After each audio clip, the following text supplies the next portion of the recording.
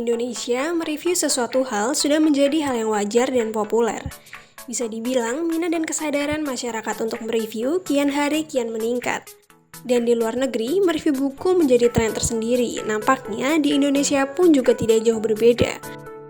Dulu, surat kabar dan media cetak menjadi tujuan bagi para pereview buku.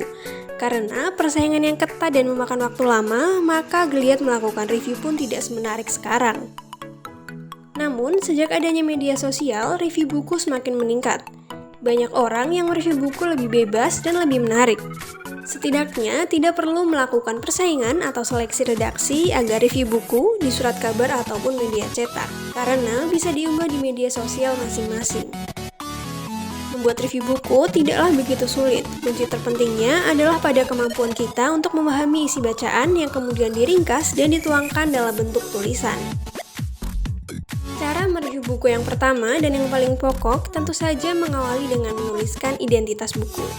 Tujuannya jelas agar pembaca tahu buku tersebut menuliskan dan menyampaikan tentang tema apa. Sebelum membaca secara keseluruhan, kamu bisa memulainya dengan membaca daftar isi sekaligus sinopsisnya, dengan tujuan kamu memiliki gambaran yang luas terkait dengan isi dari buku tersebut. Selanjutnya, kamu harus baca bukunya secara keseluruhan, dan yang terakhir adalah menuangkan kesimpulan pribadi. Jadi, kesimpulan akhir yang ditemukan setelah membaca buku bisa kamu tuangkan. Karena kesimpulan subjektif dari kamu akan membantu kamu menentukan akhir dari review. Pertanyaannya adalah, apakah review harus jujur? Tentu saja review harus jujur.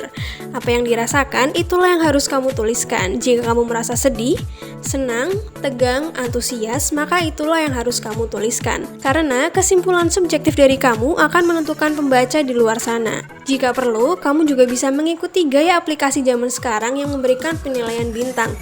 Dan penilaian bintang ini sebagai gambaran pembaca di luar sana.